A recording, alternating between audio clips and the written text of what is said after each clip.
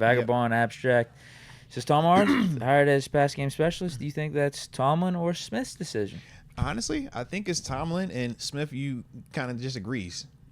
Because the boss man is the boss man. If the boss man wants to bring in an additional, person in some of these roles, Arthur Smith isn't going to be able to be the new guy here and tell Coach T, no, you can't make that hire. But at the same time, I do feel like Arthur Smith was included in the conversation about it. I don't think that Coach T just went out and hired Tom Arth as, passing game specialist or whatever, because it's just passing game position. Yeah. But it's like whatever. Yeah, they didn't put a title Yeah, they on didn't put it the title. Yeah, so it was like whatever, his role is going to be. I do think that was communicated with Arthur Smith on the front end. And for Arthur Smith, like we said, man, Tom Arth, this is an exciting move for us, exciting move for him.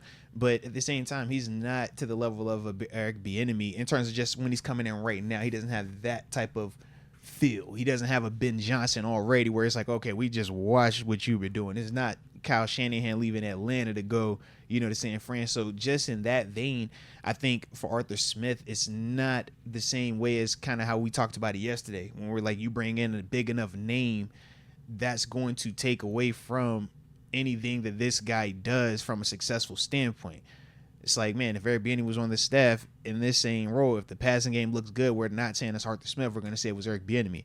Right now, I don't think that Tom Arth is going to have that same level of, oh, this looked good. It was on Tom. Tom did that. I think we'll still give Arthur Smith his true credit. So that's why I don't think that, he had an issue with it. But I do feel like at the end of the day, it's a Coach Tomlin thing because he is still the head guy of the staff. And this is everybody that's going to be underneath him.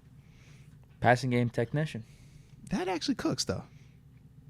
That might be better than specialist. Yeah, that cooks. Not as good as coordinator, though, or coordinator operator. Sounds better. Operator's fire. Operator's fire. But coordinator just hit, bro. Yeah. It'll be interesting because we're just not going to leave it as passing game position. Yeah. It's going to be something. I'm waiting on pins and needles. Elijah West always feels like I think he's trying to say bargain shopping. So put it like this. When we say bargain shopping, I get what you are implying, but at the same time, I don't think it's completely accurate. Tom Arth being hired as a passing game position, I don't look at that as a bargain shop. I look at that as we're trying to get somebody in here with experience for a role that really is unique. It's not this hard press role like an offense coordinator, like a defensive coordinator. It's not a hard press role like a quarterback coach where you're specifically working with one individual or one group of people and trying to get the best out of them. I look at this hire almost in that hybrid role of I'm trying to get somebody in here that is a little bit younger, is a little bit potentially more innovative in the passing game. But at the same time, I'm going to get a chance to see if this guy can develop on my staff and maybe graduate to that next big position, whether it be QB coach, whether it be offensive coordinator. That's kind of how I looked at this move.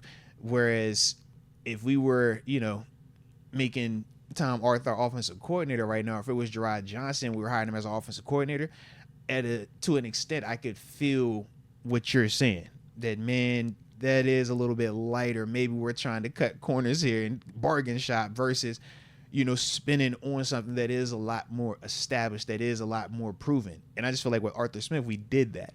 Because as we said, him as an offensive coordinator, he's a big name, and he's proven as an OC that he can definitely do that. And that's what got him the opportunity to be a head coach. With all these other names that we've kind of named, they're exciting to an extent, but they're not proven. So it's like they're going to be cheaper, and there's going to be some uncertainty with that. So that's why when the Tom Arth hire, I just don't think of it as a bargain deal. I just think of it as a totally different mindset for the hire that we're making with him for that specific position. Yeah, I mean, they're guys you don't recognize from a name standpoint, but we just went over their resumes. They're completely qualified to do these specific positions here. Yeah.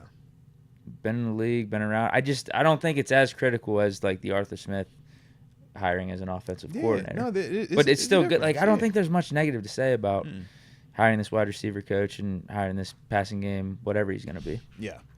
There's not much negative to it. No, I would agree with you, bro. I definitely would. Like I said, to me, passing games position coordinator or whatever we're gonna call this, it's the step under the offensive coordinator. You know what I mean? Like if you were gonna make him a coordinator, then again, we typically haven't had this position either. So I think if anything, it's us opening up the checkbook because it's paying an extra due that we typically don't.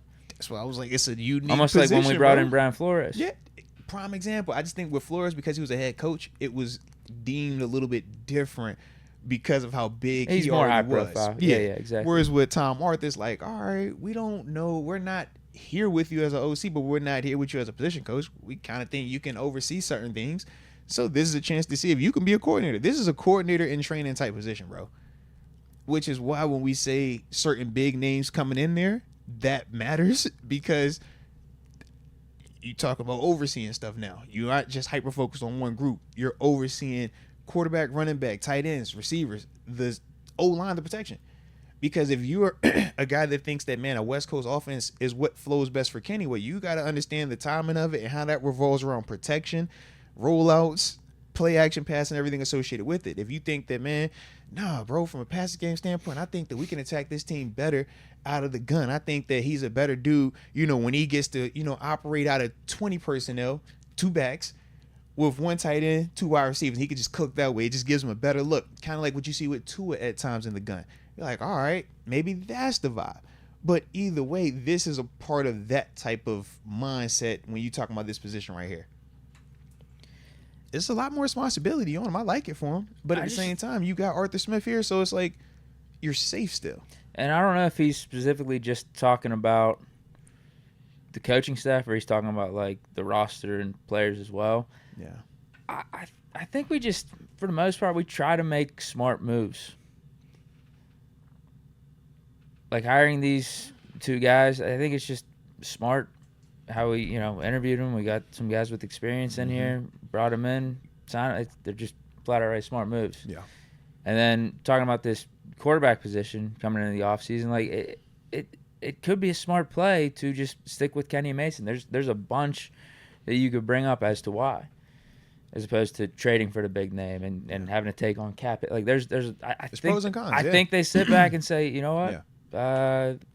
What's the wisest move right now? What's the smartest move for what we want to do? Least amount of collateral. Yep. Yeah, I'm not saying that's got to be the priority because I think we are being more aggressive. And like we are getting impatient with some of our lack of playoff success, but at the same time, like it's the delicate balance of almost anything. Yeah. You talk about a business organization where you're trying to be innovative, you're trying to do new stuff, push the envelope, but also have a conservative approach and keeping things running on the day-to-day like they should be smoothly. Yeah.